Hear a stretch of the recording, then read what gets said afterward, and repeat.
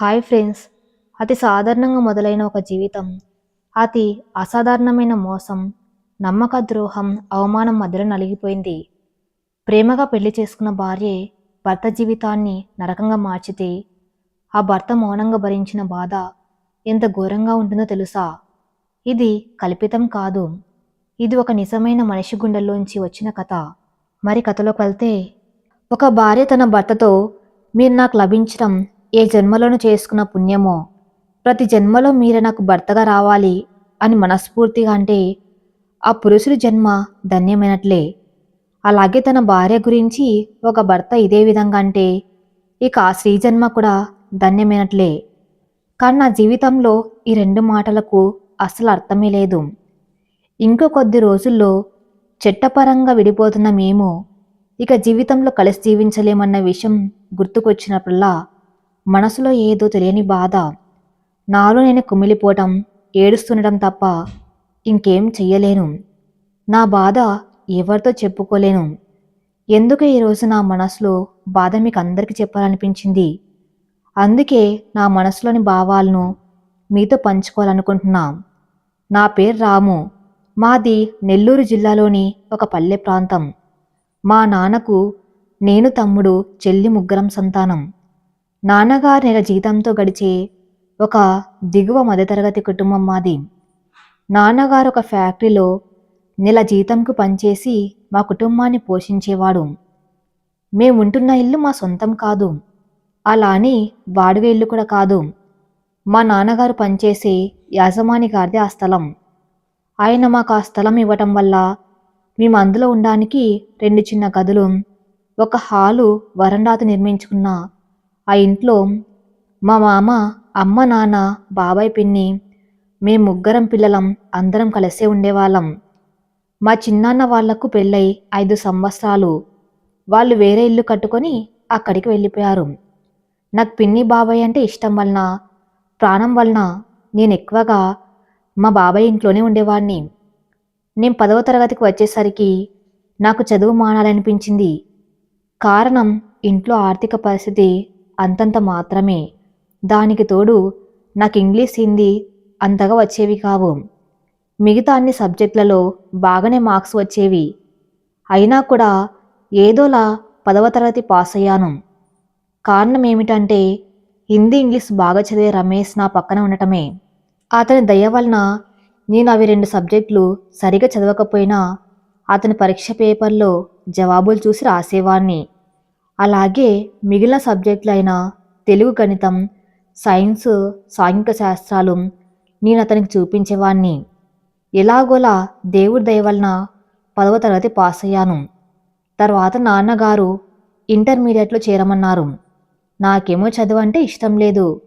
పైగా నాన్నగారు ఆర్థిక స్తోమత అంతంత మాత్రమే. అంతేకాకుండా ఇంటర్లో చేరాలంటే కొత్త చోట కొత్త వాళ్ళతో చదవాలి. నాకేమో చిన్నప్పటి నుండి పెద్దగా స్నేహితులు ఉండేవారు కాదు. నేను మా క్లాస్లో కూడా అతి కొద్ది మందితో మాత్రమే స్నేహం చేసేవాణ్ణి. అలా కొత్త వాళ్ళతో మెలగలేని స్వభావం వలన నేను మా నాన్నగారికి చెప్పేశాను, నేను ఇక చదవను, ఏదైనా పని చూసుకుంటాం, నీ కాస్త సహాయంగా ఉంటాను అని అన్నాను.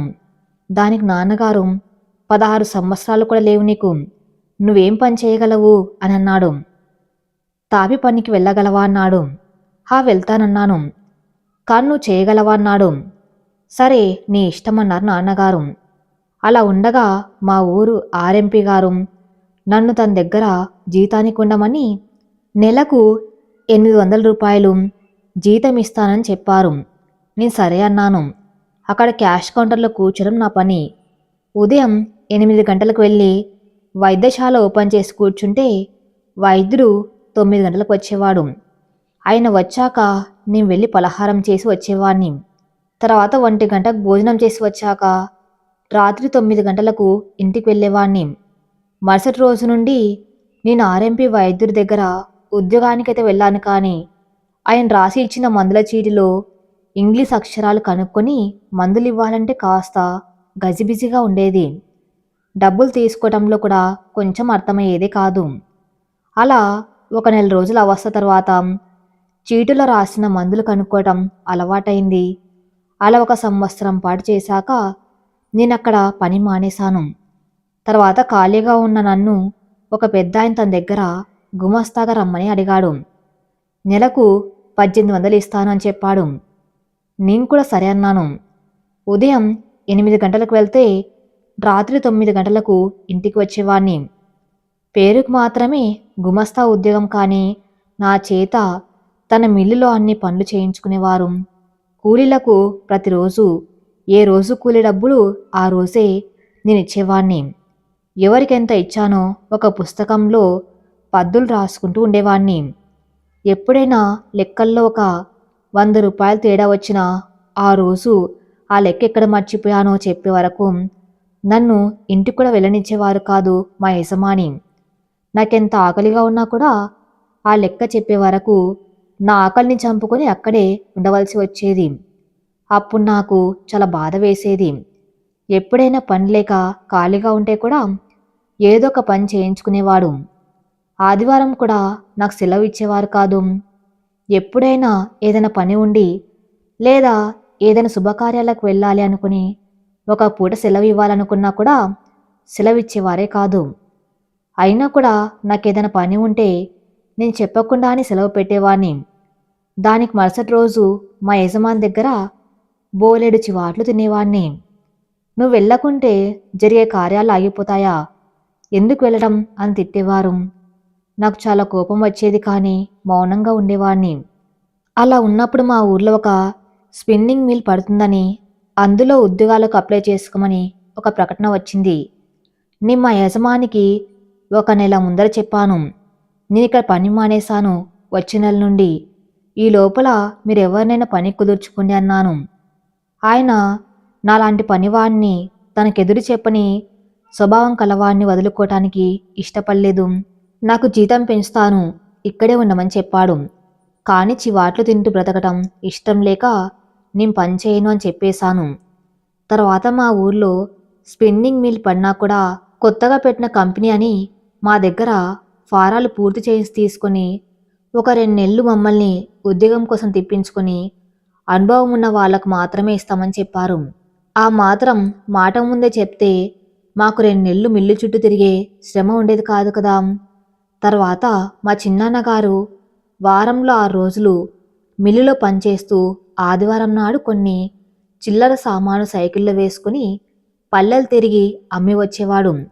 ఒకరోజు నాకు కూడా కొన్ని ప్లాస్టిక్ సామానిచ్చి అమ్ముకుని వస్తావా, నీకు అనుభవం అవుతుందన్నాడు. నేను కూడా సరే అన్నాను. అలా మా చెల్లికి స్కూల్లో జన్మభూమి పథకం కింద వచ్చిన సైకిల్ని తీసుకొని నేను కూడా ప్లాస్టిక్ సామాను అమ్మడానికి వెళ్ళాను. అలా ఆ రోజు నా మొదటి సంపాదనగా 100 రూపాయలు వచ్చింది. అదే నిమ్మ యజమాని దగ్గర గుమాస్తాగా పనిచేసినా కూడా రోజుకు 60 రూపాయలు మించి వచ్చేదే కాదు. పైగా ఇక్కడ ఒకరి కింద పనిచేయవలసిన అవసరం ఉండేది కాదు. ఒకరికి సమాధానం చెప్పుకోవాల్సిన అవసరం అంతకన్నా ఉండేదే కాదు. అప్పుడు మా బాబాయ్ నన్ను వ్యాపారం చేసుకుంటావా అని అడిగాడు. నేను కూడా సరే బాబాయ్, వ్యాపారం చేసుకుంటా అని చెప్పాను. అప్పుడు మా బాబాయ్ 5,000 పెట్టుబడితో నా చేత ఒక వ్యాపారం చేయించాడు. అలా 1 సంవత్సరం వ్యాపారం చేశాను. నేను మా యజమాని దగ్గర గుమాస్తాగా చేసిన అనుభవం నాకు నా వ్యాపారంలో ఉపయోగపడింది. నేను ఏ రోజు సరకు ఆదాయం గురించిన లెక్కలు అన్నీ ఆ రోజు పుస్తకంలో పద్దులు రాసుకునేవాణ్ణి. అలా 1 సంవత్సరం గడిచాక నేను మా బాబాయ్తో నేను సొంతంగా వ్యాపారం చేసుకుంటా అని చెప్పాను. దానికి మా బాబాయ్ కూడా సరే అన్నాడు. అలా నేను మా నాన్నకు చెప్పటం, మా నాన్న దగ్గర డబ్బులు లేక వేరే ఒక పెద్ద ఆయన దగ్గర 2 రూపాయల వడ్డీకి 10,000 రూపాయలు అప్పుగా ఇప్పించాడు. తర్వాత నేను సైకిల్ మీద చీరల వ్యాపారం చేయడం మొదలుపెట్టాను. 3 నెలల తర్వాత నేను ఆ పెద్దాయనకు అసలు వడ్డీ ఇవ్వడానికి వెళ్తే ఆ పెద్దాయన అసలు మాత్రమే తీసుకుని వడ్డీ తీసుకోలేదు. మేము ఎందుకు తీసుకోలేదు అని అడగ్గా, వడ్డీకి ఇస్తే మీకు తిరిగి ఇవ్వాలి అని ఉంటుందనే ఉద్దేశంతో మాత్రమే నేను మీకు డబ్బులు ఇచ్చాను, నిజంగా వడ్డీ తీసుకోవాలి అని కాదు అన్నాడు. నిజంగా ఆ పెద్దాయన చేసిన మేలు ఈ జన్మకు మర్చిపోలేను. మొదట్లో బట్టల వ్యాపారం చేయడానికి కాస్త సిగ్గుపడేవాణ్ణి. స్నేహితులతో తక్కువ మాట్లాడే నేను మొదటిసారిగా ఆడవాళ్లతో మాట్లాడాలి, ఆడవాళ్లకు సరుకులు అమ్మాలి ఎలా అనుకున్నాను. ఒక నెల కాస్త ఇబ్బంది అనిపించింది. తర్వాత కొద్దిగా అలవాటైంది. వచ్చిన ఆదాయం ఇంట్లో నాన్నకిస్తే కూడా ఎందుకు నాకు డబ్బులు, నీకే అవసరం ఉంటాయి, నీ దగ్గరే ఉంచుకునేవారు. అలా ఏదైనా అవసరం వస్తే ఇంట్లో ఎవరు ఉంటే వాళ్లకు కట్ చేసేవాళ్ళము. నేను అనుకున్నాను, నాకు 20 సంవత్సరాలు వచ్చేసరికి నా కాళ్ళ మీద నేను నిలబడాలి. 25 సంవత్సరాలు వచ్చేసరికి పెళ్లి చేసుకుని స్థిరపడాలని అనుకున్నాను. ఆ ఈశ్వరు దయ వల్ల మొదటి ఆశ నెరవేరింది. ఇక రెండవది మాత్రం తానొకరు తలిస్తే దైవం ఇంకొకరు తలిచింది అన్నట్టు జరిగింది నా విషయంలో. అన్నీ అనుకున్నట్లే చేస్తే ఆ భగవంతుని మర్చిపోతారు అనుకున్నాడో ఏమో, కానీ ఆ భగవంతుడు నా విషయంలో మొదటి నెరవేర్చాడు, రెండవది నెరవేర్చలేదు. కొన్ని అనుకోని కారణాల వల్ల నాకు 28వ ఏడు వచ్చాక మా ఇంట్లో నాకు పెళ్లి సంబంధాలు చూడడం మొదలుపెట్టారు. చాలా ఊర్లు తిరిగాము. కొన్ని చోట్ల అమ్మాయి బాగుంటే నేను తనకు నచ్చను, నేను నచ్చిన అమ్మాయిలు నాకు నచ్చరు. అలా ఉండగా మా పొరుగురు వాళ్ళు ఒకనాడు ఒక సంబంధం గురించి చెప్పారు. మాకు కూడా దగ్గర ఊరు అవటం వలన, పైగా ఆ అమ్మాయికి తల్లి తప్ప వేరే ఎలాంటి బంధువులు లేకపోవటం వల్ల, మంచి కుటుంబం అని పేరు ఉండటం వలన మేము ఆ అమ్మాయిని సంబంధం చూసుకోవడానికి వెళ్ళాము. పెళ్లి చూపులకు వెళ్ళిన తర్వాత అమ్మాయిని మాకు ఎదురుగా కూర్చోబెట్టారు. నేను అమ్మాయిని చూశాను, నాకు నచ్చింది. అదేవిధంగా నేను కూడా అమ్మాయికి నచ్చాలనుకున్నాను. అందుకే తప్పని తెలిసినా కూడా 10 మంది ముందు అమ్మాయితో, నేను నీకు నచ్చానా, ఒకవేళ నచ్చుంటే ఇప్పుడే చెప్పండి అన్నాను. నీ ఇబ్బంది పడకుండా వెళ్ళిపోతామని చెప్పాను.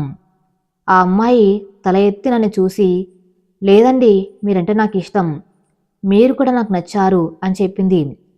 సంతోషంతో అక్కడే నిశ్చయ తాంబూలాలు తీసుకుని అక్కడి నుండి వెళ్ళిపోయాము.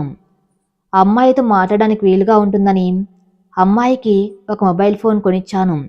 వాళ్ళ కుటుంబం పెద్దగా ఉన్నవాళ్ళు కాకపోవటం చేత ఆ అమ్మాయిని ఇంటర్ వరకు చదివించి తర్వాత చదువు మానిపించి వేశారు. ఎవరితో అయినా మాట్లాడడానికి కూడా ఫోన్ లేదు వాళ్లకు. అందుచేతనే నీ ఫోన్ కొనిచ్చాను. మామూలు ఫోన్ అయితే బాగుండదని స్మార్ట్ ఫోన్ కొనిచ్చాను. తర్వాత అమ్మాయితో ఫోన్లో మాట్లాడడం మొదలుపెట్టాను. అప్పుడు కూడా అడిగాను, నీకు నేనంటే ఇష్టమా అని. దానికి తను ఇష్టమే అని చెప్పింది. అమ్మాయికి దైవభక్తి కూడా ఎక్కువ.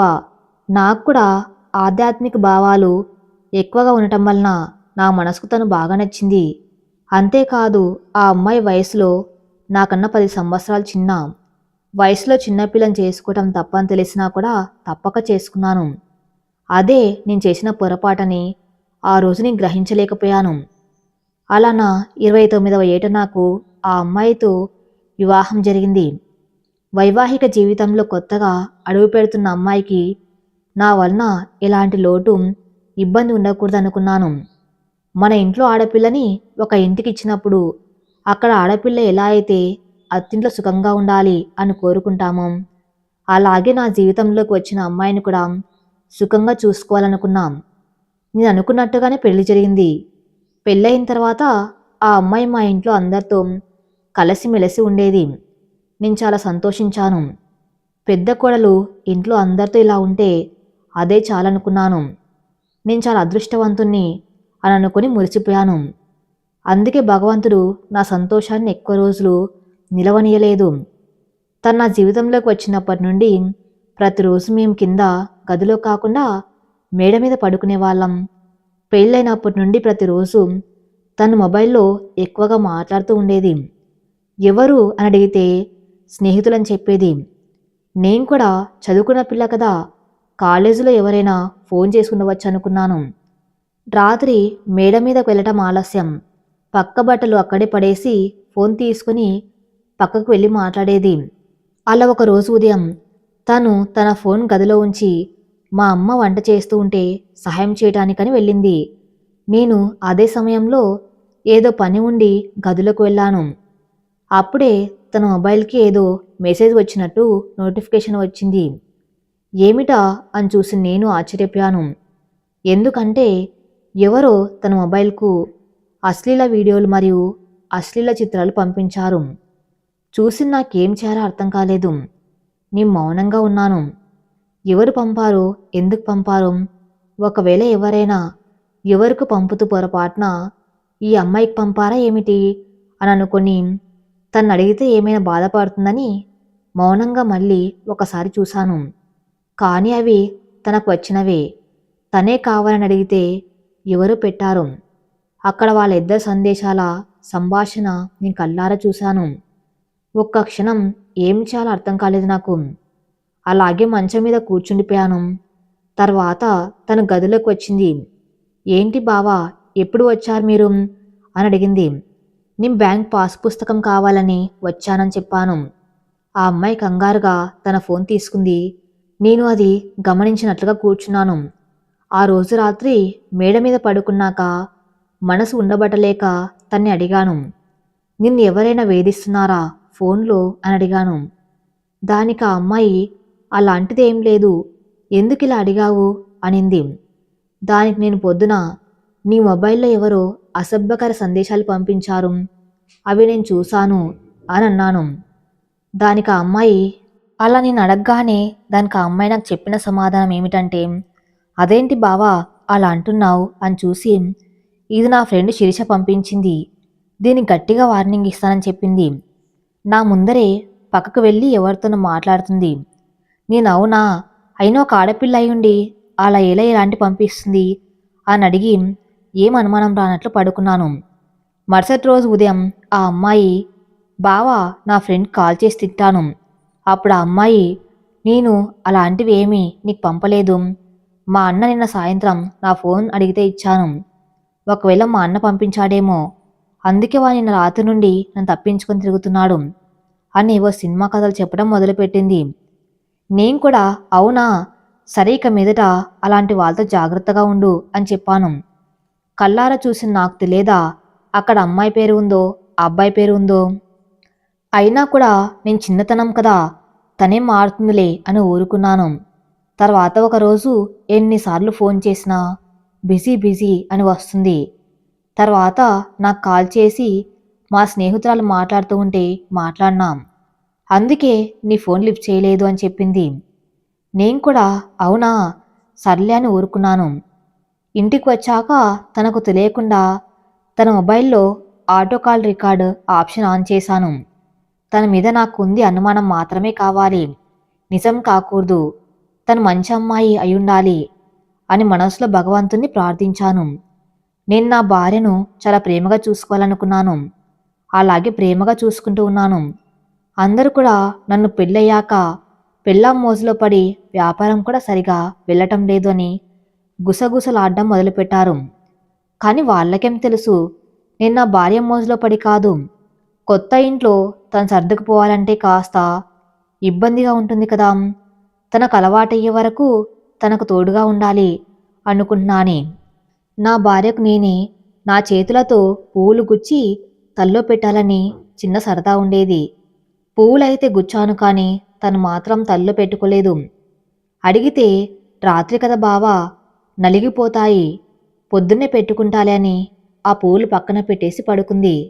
ఆ క్షణం నా మనసు ఎంతో బాధపడింది. నేను సర్లే అని చిన్నపిల్ల కదా, తెలిసి తెలియని వయసు కదా అని ఊరుకున్నాను. కానీ తన్ని ఒక్క మాట కూడా అనలేదు. రాత్రి పడక కోసం మేడ మీదకు వెళ్తే చాలు కనీసం ఒక గంట అయినా ఫోన్లో మాట్లాడేది. అడిగితే స్నేహితురాలని చెప్పేది. నాకు స్నేహితులు ఉండరు, అందులోనూ ఆడపిల్లలు అసలు స్నేహితులు లేరు. నేను ఈ అమ్మాయిని తప్పుగా అర్థం చేసుకుంటున్నా అనిపించేది ఒక్కోసారి. దానికి కారణం తన ఇంట్లో అందరితో కూడా చాలా ప్రేమగా వ్యవహరించేది. ఒక్క ఫోన్ మాట్లాడడంలో తప్ప అన్ని పనులు బాగా చేసుకునేది. అయినా తను ఫోన్ మాట్లాడినా కూడా నేనేమనేవాణ్ణి కాదు, చిన్నపిల్ల కదా అని ఊరుకుండేవాణ్ణి నేను. అలా ఉంటున్నప్పుడు ఒక్కరోజు తన గదిలో లేనప్పుడు తన మొబైల్ తీసుకొని చూస్తూ ఉన్నాను.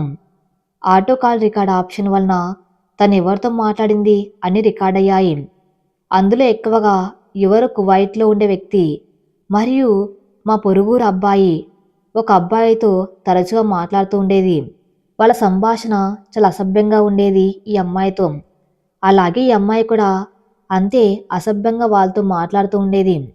అవి వింటూ కూర్చున్న నాకు ఒక్కసారిగా నా కాళ్ళ కింద భూమి కంపించి నేను అందులో కూరుకుపోయినట్టు అనిపించింది. మౌనంగా మేడ మీదకి వెళ్ళి ఏడుస్తూ కూర్చున్నాను. ఏం చేయాలో తోచలేదు. ఈ పిల్ల నిదానంగా మారుతుందనుకుంటూ ఉండగా ఈ పిడుగులాంటి నిజాలు ఏంటి భగవంతుడా నా జీవితం అనుకున్నాను. ఆ క్షణంలో ఏం చేయాలో పాలుపోలేదు. అనవసరంగా ఇంట్లో చెప్పి గొడవ చేయటం ఇష్టం లేక మౌనంగా ఉన్నాను. రేపు ఒకవేళ ఈ పిల్ల ఏమైనా అఘాయిత్యానికి పాల్పడితే నా పరిస్థితి ఏంటి అనుకున్నాను. అందుకే తను మాట్లాడిన రికార్డులన్నీ కూడా నా పాత ఫోన్లోకి సెండ్ చేశాను. నాకు పాత వస్తువులు జాగ్రత్తగా దాచుకోవటం అలవాటు. ఆ అలవాటు ఈరోజు నాకు ఒక మంచి మేలు చేసింది. ఆ ఫోన్ లేకుంటే నేను ఈ కాల్ రికార్డింగ్లన్నీ జాగ్రత్తగా దాచేవాడినే కాదు.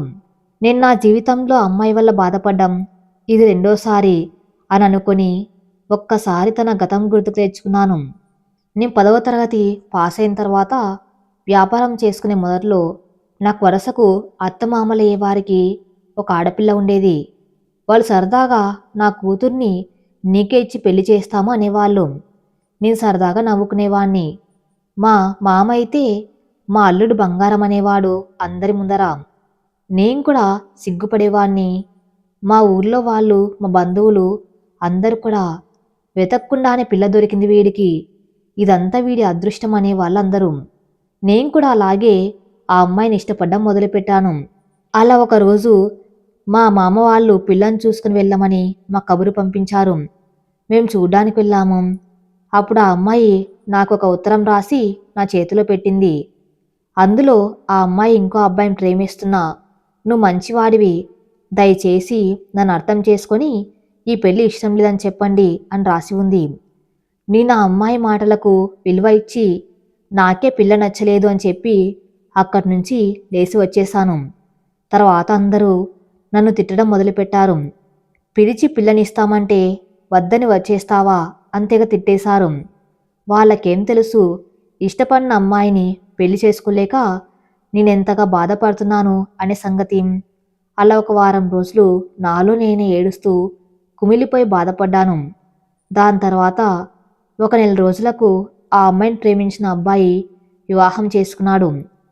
నేను వివాహం చేసుకోలేదు అని బాధపడినా కూడా మనసులో మాత్రం ప్రేమించిన అబ్బాయిని ఆ అమ్మాయి పెళ్లి చేసుకుంది అని సంతోషించాను. అలా నాకు జరగవలసిన వివాహం ఆలస్యమైంది. నేను కూడా ప్రేమించి పెళ్లి చేసుకోలేకపోయినా కూడా నా జీవితంలోకి వచ్చే అమ్మాయిని ప్రేమగా చూసుకోవాలనుకున్నాను. ఈ అమ్మాయి చూస్తే ఇలా నన్ను మోసం చేస్తుంది అని ఒక్క క్షణం కూడా ఆలోచించలేదు. నేను నా భార్యకు మితిమీరిన ప్రేమ చనువు ఇచ్చానేమో అనిపించింది. నన్ను మోసం చేస్తుందా అని బాధ వేసింది. నేనేం చేయాలో పాలుపోలేదు. తర్వాత అమ్మాయి వలన నేను ఏమేం భరించవలసి వచ్చింది అనే విషయాలు, ఇంతగా నమ్మి ప్రేమిస్తున్న నా భార్య నన్ను మోసం చేస్తున్న తలుచుకోగానే నాకు చాలా బాధగా అనిపించింది. ఏం చేయాలో పాలుపోలేదు. అలా నాలో నేను ఏడుస్తూ మేడ మీద కూర్చున్నాను, కానీ ఇంట్లో ఎవరికి చెప్పలేదు. అలాగే మౌనంగా ఇంకా మిగిలి ఉన్న కాల్ రికార్డింగ్స్ అన్నీ వింటూ కూర్చున్నాం. మనసులో భగవంతుణ్ణి ఓ కోరిక కోరుకున్నాను. దేవుడా, ఈ వ్యవహారం తేలే వరకు అమ్మాయి క్షేత్రంలో నా బీజం అంకురం అవ్వకుండా చూసే బాధ నీదే స్వామి అనుకున్నాను. కానీ తానొకరు తలిస్తే దైవం మరొకరు తలిచినట్టు భగవంతుని నా ప్రార్థన ఆలకించినట్లు లేడు. ఒకరోజు వాళ్ళమ్మని చూడాలి అని ఉందంటే బైక్ మీద ఎక్కించుకుని తీసుకువెళ్ళి వాళ్ళమ్మ వాళ్ళ ఇంటి దగ్గర దిగబెట్టి వద్దామని అనుకున్నాను. మధ్యలోని మా అత్తగారు ఒక పొలం దగ్గర వరి నాటుకు వచ్చి ఉండగా దారిలోనే ఆవిడతో మాట్లాడాను. తర్వాత వెళ్తూ వెళ్తూ ఆర్ఎంపీ వైద్యుడి దగ్గర నా భార్యను పరీక్ష చేయించగా తను గర్భవతి అని చెప్పటం జరిగింది. నేను తండ్రిని కాబోతున్నాను అని సంతోషించాలో లేక ఈ అమ్మాయి వ్యవహారం చూసి బాధపడాలో అర్థం కాలేదు. తను నీరసంగా ఉందని ఏవో 4 రకాల బిళ్ళలు వాడమని ఇచ్చి పంపించాడు. అలా అమ్మాయిని బైక్ మీద ఎక్కించుకుని వెళ్తూ ఒక చెట్టు దగ్గర బండి నిలబెట్టాను. ఇప్పుడు ఏం చేద్దామనుకున్నావు అని అడిగాను. అర్థం కాలేదు బావా అని అంది ఆ అమ్మాయి. ఇప్పుడు నీ ఆరోగ్యం సరిగా లేదు, పైగా నీ వయసు 19 సంవత్సరాలు. ఇప్పుడే బిడ్డను కండం ఎందుకు అన్న అభిప్రాయం అని అన్నాను. దానికి ఆ అమ్మాయి, ఏమో బావా, నీ ఇష్టం, నువ్వేం చేయమంటే అదే చేద్దామనింది. సరే అయితే ఒకసారి మీ అమ్మని సంప్రదించి తర్వాత నిర్ణయం తీసుకుందాము. అంతవరకు నువ్వు గర్భవతి అనే విషయం మా ఇంట్లో ఎవ్వరికి ఫోన్ చేసి చెప్పకన్నాను. దానికి ఆ అమ్మాయి సరే అనింది. ఇంటికి వెళ్ళాక సాయంత్రం వాళ్ళ అమ్మ పని దగ్గర నుండి తిరిగి వచ్చింది. వాళ్ళ అమ్మకు అమ్మాయి గర్భవతి అన్న విషయం చెప్పాము. దానికి ఆవిడ సంతోషించింది. కానీ నేను ఇప్పుడే వద్దు, చేయండి అని చెప్పాను.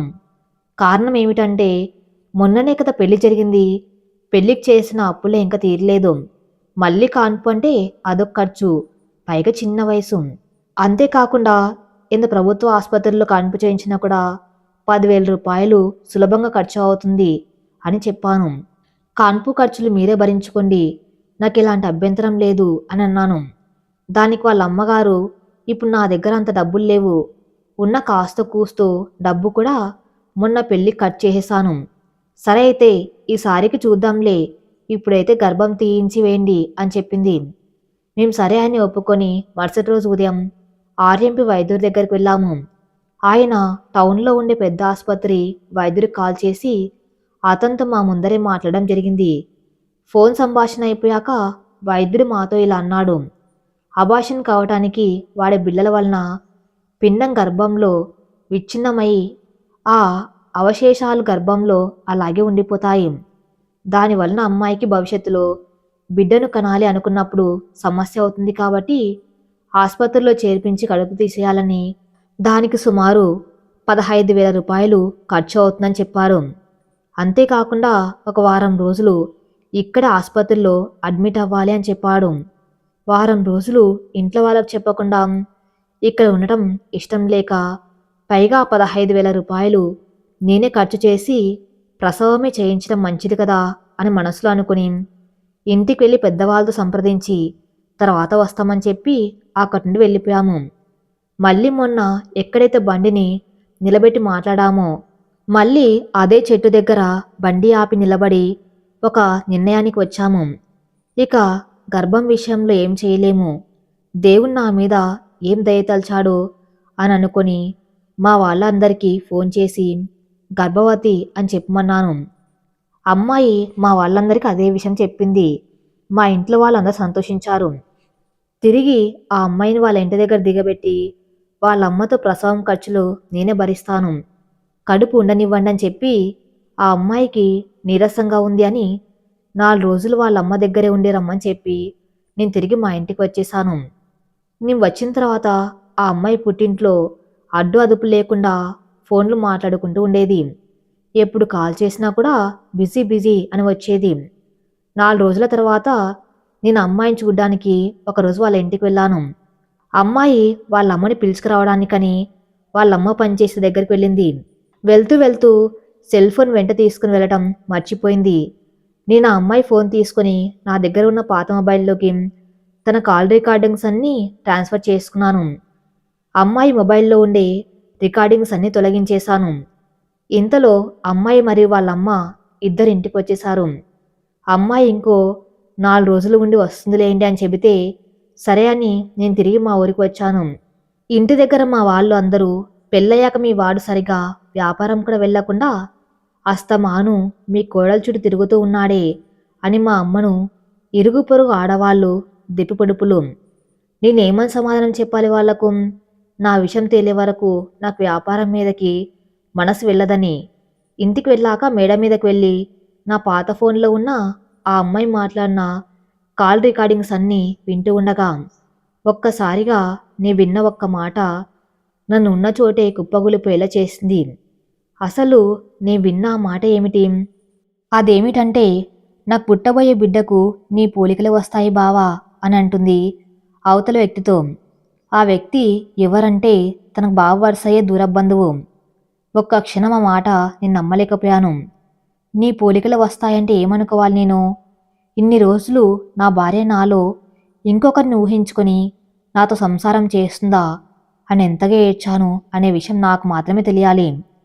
అంతలో మేడ మీదికి వెళ్ళి ఇంకా కిందికి రాలేదని నా కోసం వెతుక్కుంటూ మా తమ్ముడు మేడపైకి వచ్చాడు. నేను ఈ రికార్డింగ్స్ అన్ని వింటూ ఏడుస్తుండటం వాడు గమనించాడు. అన్నయ్య, ఏమిటిది? ఎవరి మాటలివి? వదిన గొంతులా ఉందే అని అన్నాడు. నాకేం చేయాలో అర్థం కాక మా తమ్ముని పట్టుకొని గట్టిగా ఏడ్చేశాను. నాతో పాటు మా తమ్ముడు కూడా కాల్ రికార్డింగ్స్ అన్నీ విన్నాడు. వాడు నాలాగా శాంత స్వభావం కలవాడు కాదు కనుక వెంటనే అమ్మ నాన్నలకి చెప్పడం మంచిది అని కిందికి వెళ్తున్నాడు. నాకేం చేయాలో అర్థం కాలేదు. రే ఆగు, నిదానంగా ఏం చేయాలో ఆలోచించి అప్పుడు అమ్మ నాన్నలతో మాట్లాడొచ్చు అన్నాను. వాడు ఆలోచించేది ఏమీ లేదు. ముందు అమ్మ నాన్నలకు చెప్పాల్సిందే అని ఫోన్ తీసుకుని కిందికి వెళ్ళిపోయాడు. నేను వాడి వెనకే కిందికి వెళ్ళిపోయాను. అమ్మా నాన్న ఇద్దరు హాల్లో కూర్చుని ఉన్నారు. మా తమ్ముడు వెళ్ళి వదనకు కడుపు తీయించేయండి అని అన్నాడు. మా అమ్మ, ఏం మాట్లాడుతున్నావు? నీకేమైనా అర్థమవుతుందా అని అన్నది. నాకు అన్నీ అర్థమయ్యే మాట్లాడుతూ ఉన్నాం. అర్థం కావాల్సింది మీకే, మీరే వినండి. మీ కోడలు ఎటువంటిదనేది మీకే తెలుస్తుంది అని చెప్పాను. వాళ్ళు కూడా వినడం మొదలుపెట్టారు. ఇంత లోపల మాకు సంబంధం గురించి చెప్పిన పెద్దాయన మా నాన్న కోసం అక్కడికి వచ్చాడు. మా అమ్మ కోపం పట్టలేక అతన్ని నిలదీసింది. అప్పుడందరూ కాస్త శాంతంగా ఈ సమస్యకు పరిష్కారం ఆలోచిద్దాం అని కూర్చున్నారు. ముందైతే ఆ అమ్మాయిని కడుపు తీయించుకోమని చెప్పండి, కొంచెం కుదుటపడ్డాక కాపురం గురించి ఆలోచిద్దాం అని అన్నారు. అలాగే కాల్ చేసి ఇప్పుడే పిల్లలు వద్దు, కడుపు తీయించి వేయండి అని చెప్పారు ఆ అమ్మాయి వాళ్ళ అమ్మతో. దానికప్పుడు ఆ అమ్మాయి వాళ్ళ అమ్మ, మొన్ననే తీయించుకుంటే సరిపోయేది కదా, అప్పుడేమో ఉంచుకోమని చెప్పి ఇప్పుడేమో తీయించేయమని చెప్తున్నారు. అసలు ఏమిటి మీ ధోరణి? మాకు అడిగే వాళ్ళు ఎవరు లేరనుకున్నారా ఏమిటి? పైగా మా బంధువులకందరికీ అమ్మాయి కడుపుతో ఉందని చెప్పేసుకున్నాము. ఇప్పుడు ఎలా తీయిస్తాము మీరే చెప్పండి. అయినా మా అమ్మాయి చేసిన తప్పు ఏమిటో చెప్పే వరకు మేము కడుపు తీయించడం, మేము మా ఊరు పెద్ద మనుషులు వస్తాము, ఏం సమాధానం చెప్తారో అప్పుడు చెప్పండి అనింది. అప్పుడు మేము అంతవరకు వస్తే మేము కూడా పంచాయతీలోనే సమాధానం చెప్తాం అని అన్నాము. సరే అక్కడే తేల్చుకుందాంలే అని కాల్ కట్ చేసింది అమ్మాయి వాళ్ళమ్మ. తర్వాత 2 రోజులకు అమ్మాయి వాళ్ళమ్మ కాల్ చేసి, బాబు, అమ్మాయి కడుపు తీయించడానికి ఆసుపత్రికి వచ్చాము. అమ్మాయి బట్టలు మీ ఇంట్లో ఉన్నాయి, అవి తీసుకుని ఆసుపత్రికి రండి అని చెప్పింది. నిజంగా ఆ అమ్మాయి ఒంట్లో బాగులేదు అని చెప్పడం వలన కట్టు బట్టలతో ఆ రోజు పుట్టింటికి వెళ్ళింది. సరే నేను తీసుకువస్తానని చెప్పి ఆ అమ్మాయి బట్టలు తీసుకుని బయలుదేరాను. ఆసుపత్రికి వెళ్ళాక అక్కడ ఒక ఫారం మీద సంతకం అడగ్గా చేశాను. అమ్మాయి వాళ్ళ అమ్మ బట్టలు తీసుకుంది. అబాహ్యం చేసే వరకు నేను అక్కడే ఉన్నాను. తర్వాత అమ్మాయికి వాళ్ళ అమ్మకు తినడానికి భోజనం తెచ్చిచ్చి అమ్మాయికి కొన్ని రకాల పండ్లు ఇచ్చి నీరసంగా ఉంటుంది తిను అని చెప్పాను. ఆ అమ్మాయి ఏమాత్రం బాధలో లేదు. నేనే తన కోసం బాధపడుతున్నా అనిపించింది. ఇంటికి వచ్చేటప్పుడు నేనెప్పుడు వెళ్ళే చెట్టు దగ్గర బైక్ నిలబెట్టి ఏడుస్తూ, భగవంతుడా, ఒక జీవి భూమి మీదకి రాకుండా పోవడానికి కారణభూతుడిగా నన్ను చేశావేమిటి అని మనసులో ప్రశ్నించుకున్నాను. ఒక జీవి పుట్టుకకు కారణం అవ్వాల్సిన నేను పుట్టుక ఆపడానికి కారణమయ్యాను అని చాలాసేపు ఏడ్చి కూర్చున్నాను. అలాగే ఇంటికి వచ్చి మౌనంగా పడుకున్నాను. తర్వాత ఒక వారం రోజులకు అమ్మాయిని కాపురానికి తీసుకుని వస్తున్నాము అని చెప్పారు అమ్మాయి బంధువులు. మా వాళ్ళు కాపురానికి వద్దు, పంచాయతీ పెడతామన్నారు కదా, పంచాయతీ పెట్టండి, అక్కడే చూసుకుందామని చెప్పారు. ఒక పెద్ద మనిషిని మధ్యవర్తిగా చేసుకుని 2 ఊర్లలో కాకుండా నేనెప్పుడూ కూర్చుని చెట్టు దగ్గర పంచాయతీ కొప్పుకున్నాము. ఎందుకంటే 2 ఊర్లలో ఏ ఒక్క ఊర్లో పంచాయతీ పెట్టినాం మొత్తం ఊరంతా తెలిసిపోతుంది అని అక్కడ పంచాయతీ పెట్టుకున్నాం. మా ఇరు కుటుంబాల మనుషులే కాకుండా కొందరు పెద్ద మనుషులు మరియు మాకు సంబంధం కుదిర్చిన వ్యక్తి అందరూ పంచాయతీకి వచ్చారు. అక్కడ ఏదైనా నాకు వ్యతిరేకంగా ఉంటే నేను కూడా అమ్మాయిని కాపురానికి తీసుకుని వెళ్ళడానికి సిద్ధంగా ఉన్నాను. అందరూ వచ్చారు. అమ్మాయి మరియు వాళ్ళ అమ్మ మరియు వాళ్ళ మేనమామ, బాబాయి అందరూ వచ్చారు. ఒక పెద్ద మనిషి అమ్మాయి చేసిన తప్పు ఏమిటి అని అడిగారు. దానికి వాళ్ళు ఏం సమాధానం చెప్పలేదు. ఇక మౌనంగా ఉండటం మంచిది కాదు అని నేనే సమాధానం చెప్పాను. అమ్మాయి ఎవరితో అంటే వాళ్ళతో ఫోన్లో మాట్లాడుతుంది, అసభ్యకర సంభాషణ మరియు వీడియోలు పంపించుకుంటూ ఉన్నారు అని చెప్పాను. దానికి వాళ్ళు, ఊరికి అమ్మాయి మీద నిందలు వేయకండి, మీ దగ్గర ఏమైనా రుజువులు ఉన్నాయా అని బుకాయించారు. వాళ్ళు ఎంత గట్టిగా మాట్లాడుతున్నారంటే నా దగ్గర ఇలాంటి ఆధారాలు లేవని అనుకున్నారు కాబోలు. మొత్తం నిందలన్నీ నా మీదనే వేస్తున్నారు. ఇక చేసేదేమీ లేక ఆ అమ్మాయి మొబైల్ నేను తీసుకున్నాను.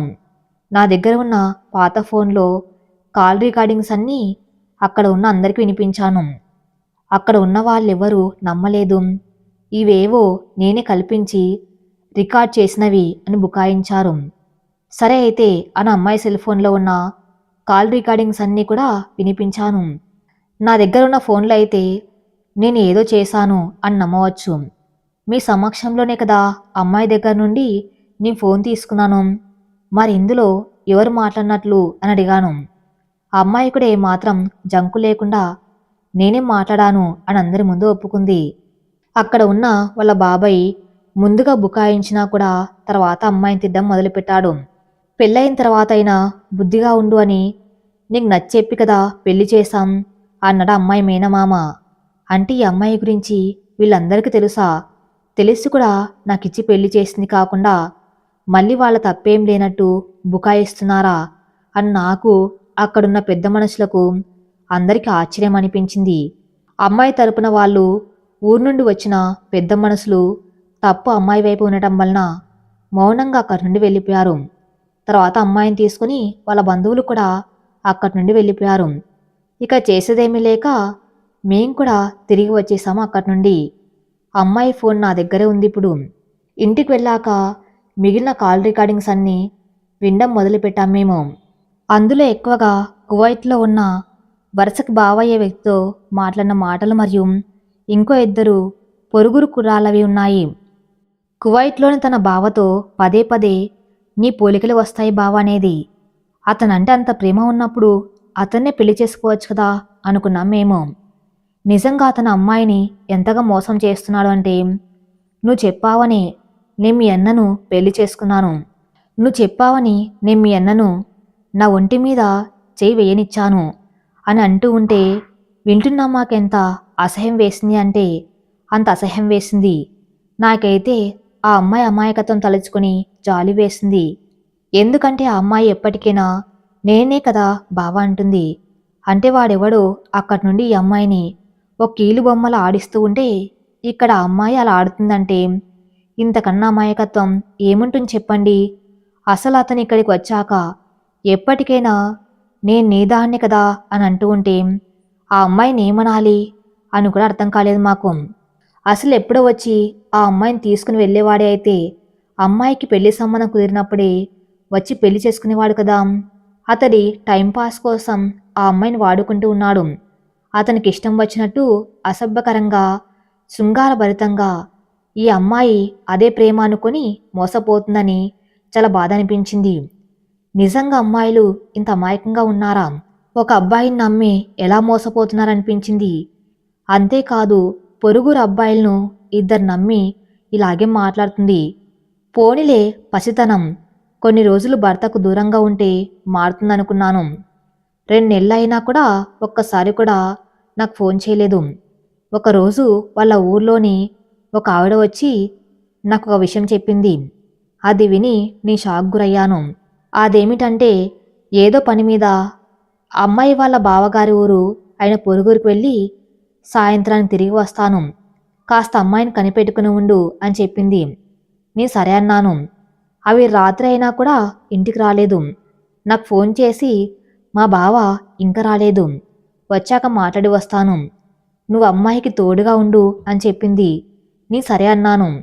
ఇంటికి వెళ్ళి అమ్మాయికి చెప్పి తోడుగా ఉంటానంటే వద్దు నేను ఒక్కదాన్ని పడుకుంటానని చెప్పి నన్ను వెళ్ళిపోమ్మని చెప్పింది. నాకు అనుమానం వచ్చి సరే అని చెప్పి వెళ్ళిపోయాను.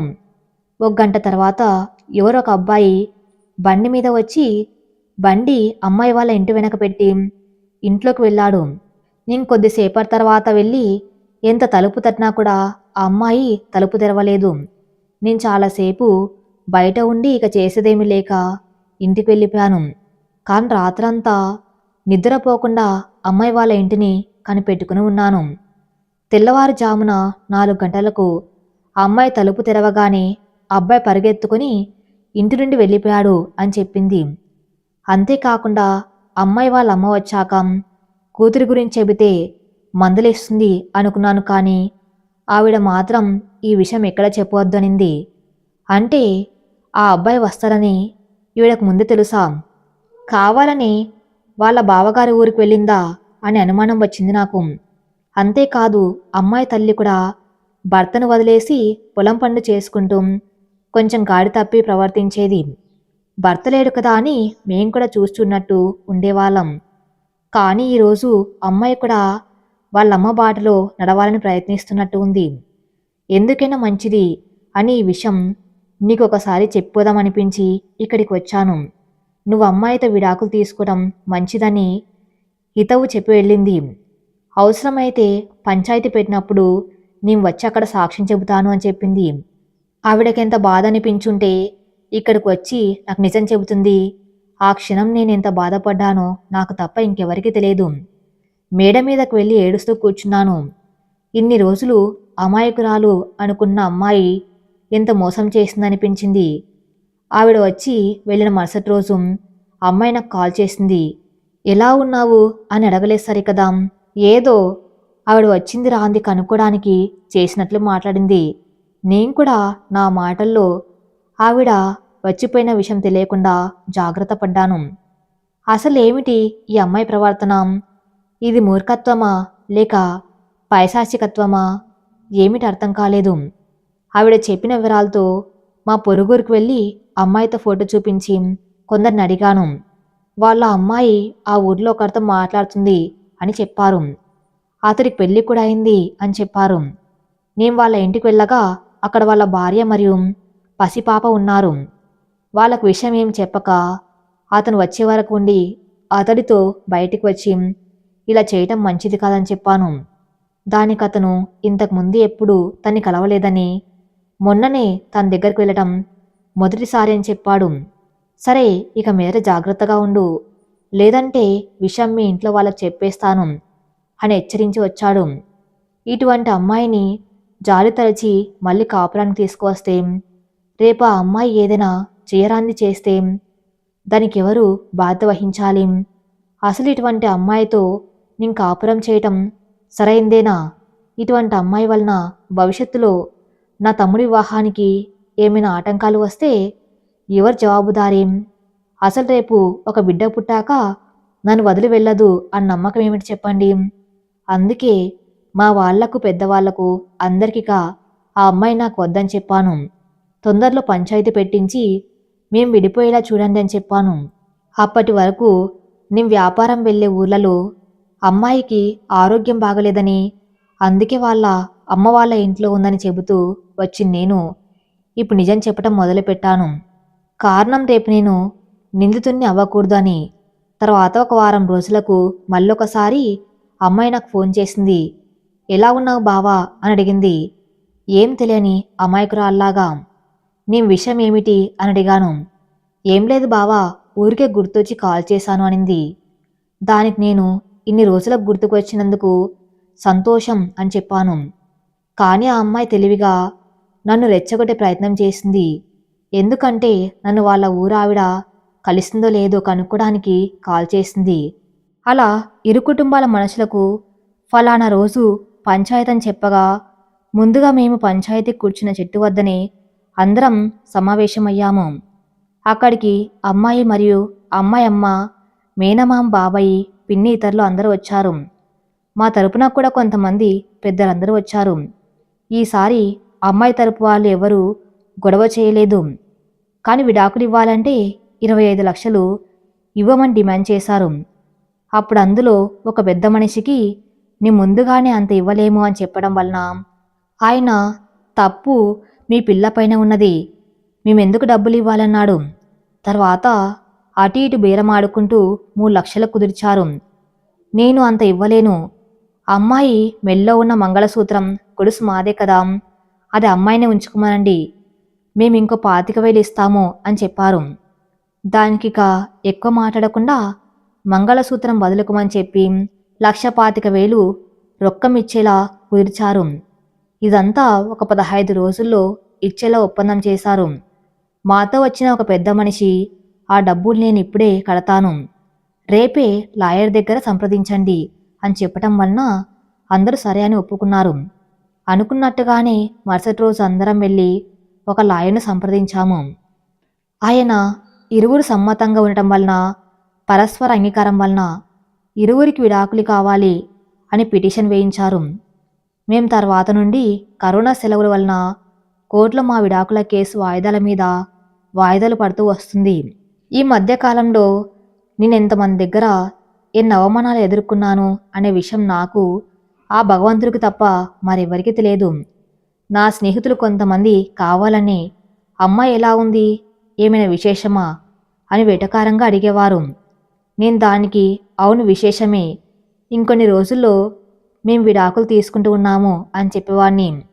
శుభకార్యాలకు వెళ్ళినప్పుడు బంధువుల్లో కొందరు దెప్పి పొడుపు మాటలు మాట్లాడేవారు, కొందరు జాలి చూపులు చూసేవారు. అందుకే అక్కడ ఎక్కువసేపు ఉండలేక తిరిగి వచ్చేవాణ్ణి. కొందరైతే అబ్బాయి అమ్మాయిని సరిగా చూసుకునేవాడు కాదంట. ఎన్ని రోజులని అమ్మాయి ఓపిక పడుతుంది, అందుకే విడాకులు తీసుకుంటుందట అని అనేవారు. నీ మనసులో ఎంత బాధపడేవాణ్ణో ఆ సూటిపోటి మాటలు వింటున్నప్పుడు.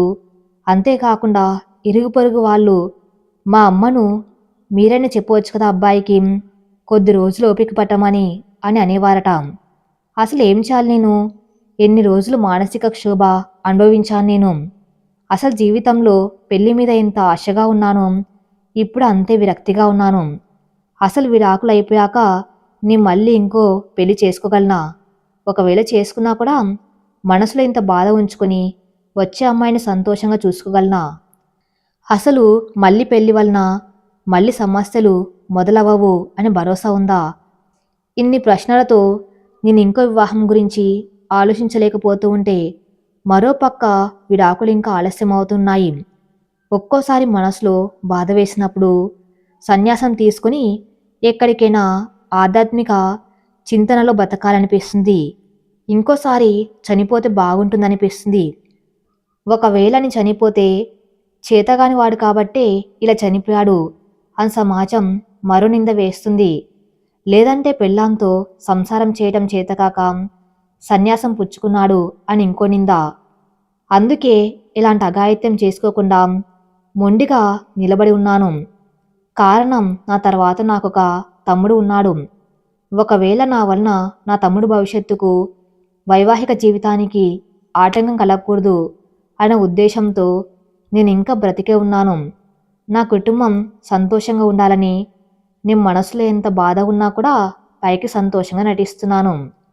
ఇంత జరిగినా కూడా నాకు ఆ అమ్మాయి మీద కొంచెం కూడా కోపం రాలేదు. ఇంతవరకు అమ్మాయిని ఒక దెబ్బ కొట్టడం కానీ, ఒక మాట తిట్టడం కానీ చేయలేదు. కారణం, మనసా వాచ కర్మన ఆ అమ్మాయిని నేను భార్యగా స్వీకరించటం.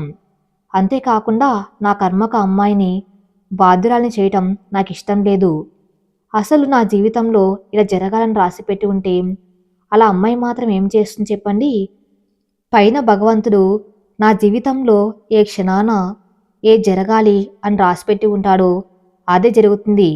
నేనైనా అమ్మాయి అయినా దేవుడాటి చదరంగంలో ఒక పాములం మాత్రమే. నా సమస్య ఎప్పుడు ముగుస్తుందో అర్థమవటం లేదు.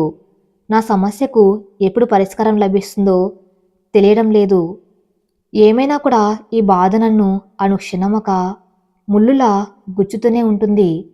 నేను చనిపోయే ఆఖరి క్షణం వరకు నన్ను నీడలా వెంటాడుతూనే ఉంటుంది. ఈ కథ ఇంతటితో సమాప్తం. మరిన్ని మంచి స్టోరీస్ కోసం నా ఛానల్ని ఫాలో అవుతూ ఉండండి. Thank you for listening.